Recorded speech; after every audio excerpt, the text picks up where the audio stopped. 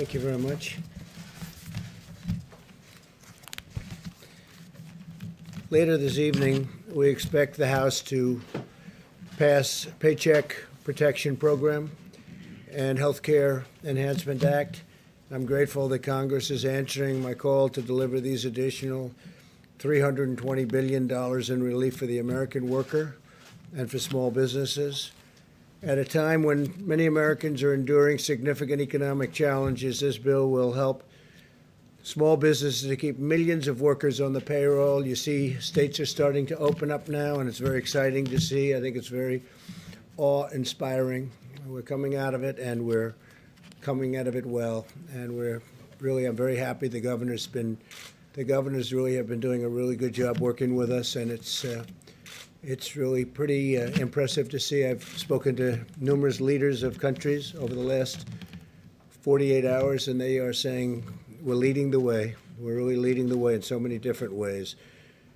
I'm also very pleased that Harvard, as you know, Harvard and Stanford and Princeton and numerous other universities and colleges, and also large businesses have sent funds back to us. And in some cases, I stopped funds that I looked at, and we are pleased to report that the funds have either not gone out, or it's about $350 million, and they've either not gone out, or we've renegotiated it, and they're not getting them.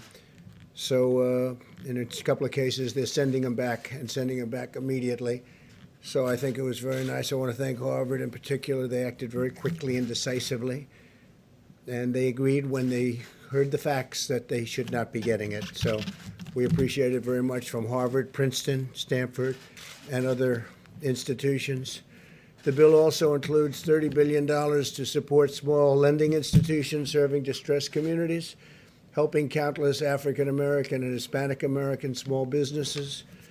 As we continue our battle against the virus, the data and facts on the ground suggest that we're making great progress. In 23 states, new cases have declined in the peak week. 40% of American counties have also seen a rapid decline in new cases. 46 states report a drop in patients showing coronavirus-like symptoms. That's a big number. To keep America gaining momentum, every citizen needs to maintain the vigilance, and we all understand that very well. We've gone over it many, many times. This includes practicing good hygiene, maintaining social distance, and the voluntary use of face covering. A safe and phased reopening of our economy. It's very exciting, but it does not mean that we are letting down our guard at all in any way. On the contrary, continued diligence is an essential part of our strategy to get our country back to work, to take our country back. We're winning this, and we're going to win it, and we're going to keep watching. We're going to watch very closely for the invisible enemy.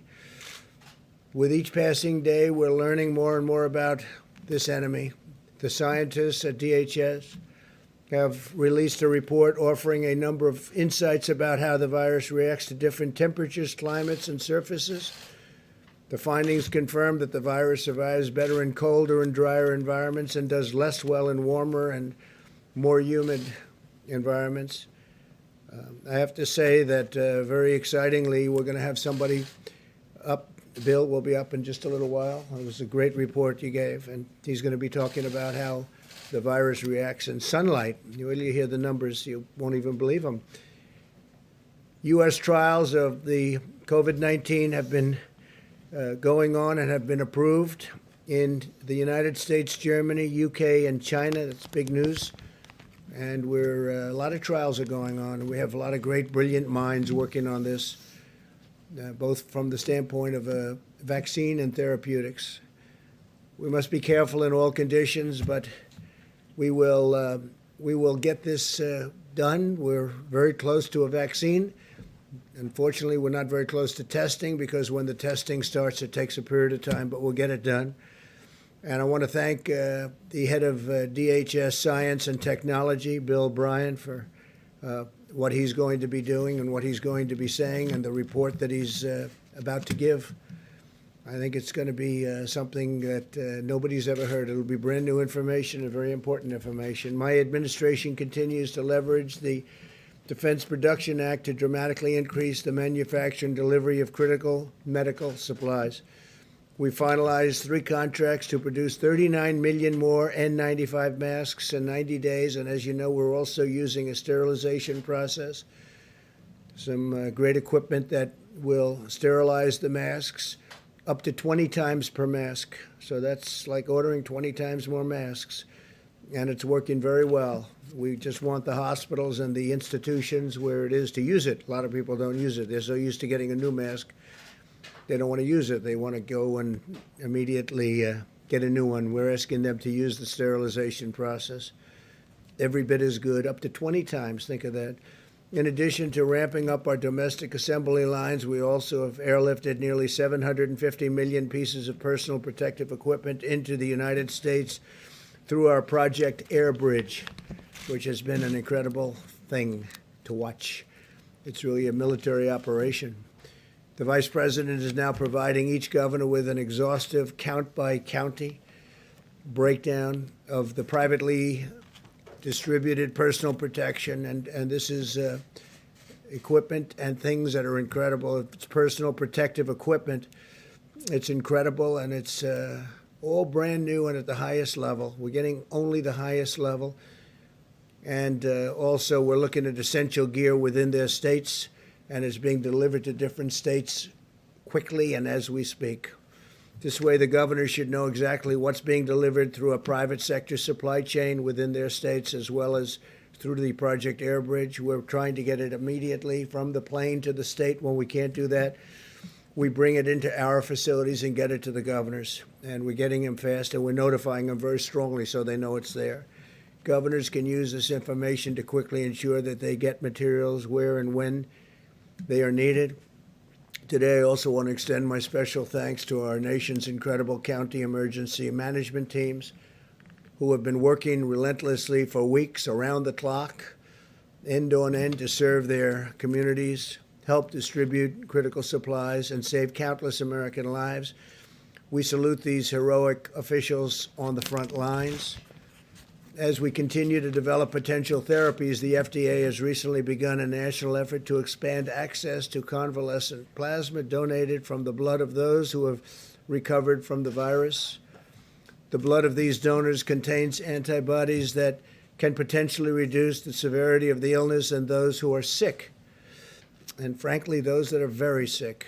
Nearly 3,000 patients are now enrolled in the Expanded Access Program, receiving transfusions nationwide. And I want to thank all of the people that recovered for what they've done. They, as I said yesterday, they raise their hand when they barely can walk, and they're saying, I want to donate blood, I want to donate whatever it is that you want, because we want to help people. It's really quite incredible.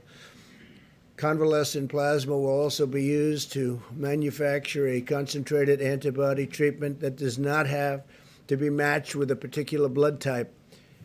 This concentrated antibody treatment could be used as a preventative measure to keep healthcare workers and other high-risk populations from contracting the virus in the first place. Very big deal. Clinical trials of these products are slated to begin within weeks, and we can maybe have a fairly quick solution. I urge Americans to get in there and keep doing what you're doing, because, again, we want those people recovering or recovered from coronavirus to contact their local blood and plasma donation center to learn how they can help. And they've been so great, and I just appreciate it. My administration has also partnered with and we have really been establishing some great partnerships with leading technology companies and scientific journals to create a database of 52,000 scholarly articles on the virus that can be analyzed by artificial intelligence. Top AI experts are now using this wealth of data to gain insights into potential therapies. And we're collaborating with tech firms, universities, and our national labs to harness American supercomputers in the search for treatments and vaccines. That search is going on, and it's being, I think you'll see in the future, you'll see it's very successful. Ultimately, it'll be a tremendous success. Great progress is being made at a rapid pace, a pace like no other. We have every hope that with the full might and resources of American science and technology, and with the courage and devotion of the American people who have been so incredible, we will end this plague, and together we will restore the full measure of American strength and power and prosperity. Our country is going to do fantastically well. You see what's going on. There is a pent-up demand in our country to get it back right where it was and maybe even better, and that's what's going to happen. So with that, I'd like to ask Mike Pence to come up. Vice President, say a few words, please, Mike. Thank you, Mr. President, and good afternoon. Today, the White House Coronavirus Task Force met, and while our hearts are with the families of those who have lost their life to the coronavirus and those who are struggling with serious illness today, our team, led by Dr. Deborah Birx, informs us that the data continues to show promising signs of progress. The New York metro area, New Jersey, Connecticut, Detroit, and New Orleans all appear to be past their peak, and we are seeing consistent declines in hospitalization and cases in regions across the country. Our only conclusion is that we're getting there, America, because the American people have put into practice the President's guidelines of social distancing, because you've been listening and adhering to the guidance of state and local officials.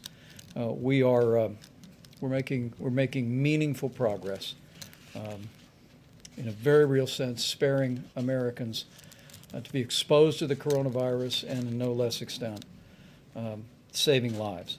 Our task force actually believes, Mr. President, that if we continue these mitigation efforts in the days ahead, as states implement their policies, including phased reopening that will preserve those gains, we do believe by early summer we could be in a much better place as a nation with much of this coronavirus epidemic behind us.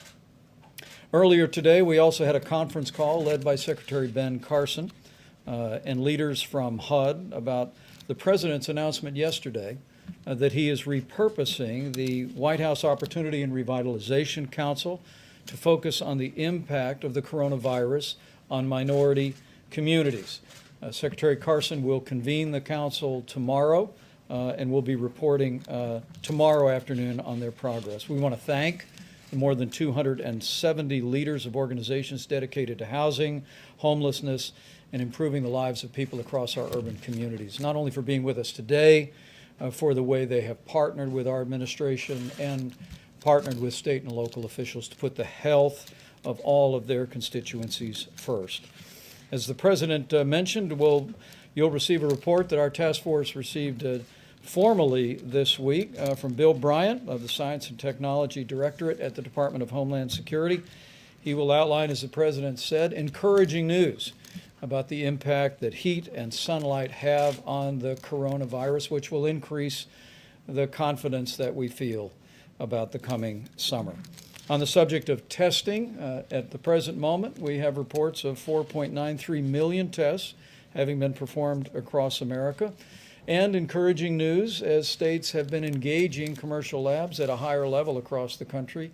Yesterday, our commercial lab system did more than 100,000 tests in a single day. So we're beginning to activate all of the capacity.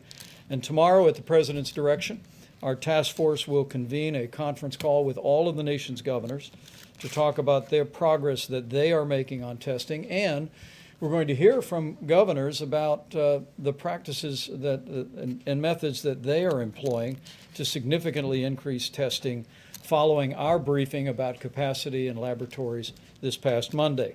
For instance, Governor Mike DeWine just announced that Ohio's testing has been greatly expanded after the FDA approved Thermo Fisher's new extraction reagent, saying in his words that the action, quote, probably doubled, maybe even tripled testing in Ohio virtually overnight.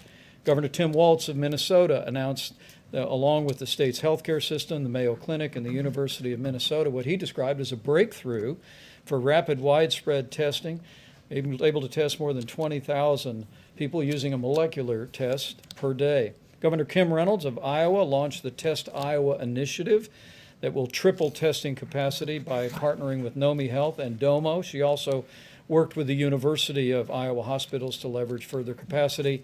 And Governor Eric Holcomb and Governor Andy Beshear of Indiana and Kentucky, respectively, both announced additional drive-through testing locations. Our priority has always been to focus first on those impacted by the coronavirus and then on those extraordinary healthcare workers ministering to their needs every day. And I know, Mr. President, how proud you are that our men and women in uniform have come alongside our healthcare workers in communities most impacted. And I know the American people are proud as well. As of today, FEMA reports that 35,000 National Guard have been deployed across the country to aid in our coronavirus response. Governor Kevin Stitt of Ohio actually deployed the National Guard to hospitals across the state to evaluate protective equipment and hospital capacity and report it into state emergency management and FEMA. And Governor Greg Abbott of Texas actually mobilized more than 1,200 National Guard and 45 teams to provide greater access to testing. Along with the National Guard, at the President's direction today, more than 4,500 active duty military doctors, nurses, and medical assistants have been deployed across the country.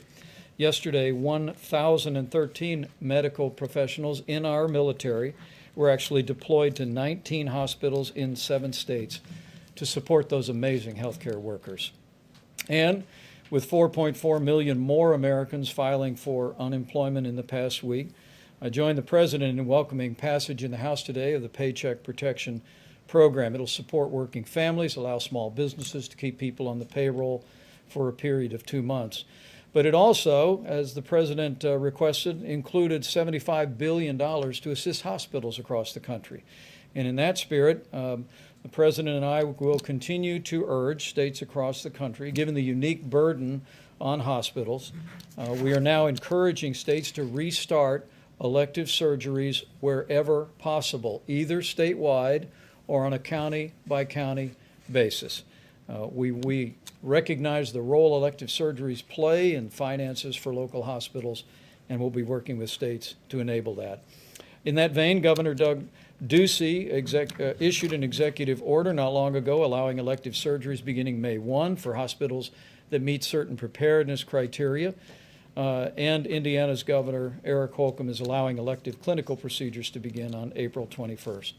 Finally, Mr. President, the task force received today our first report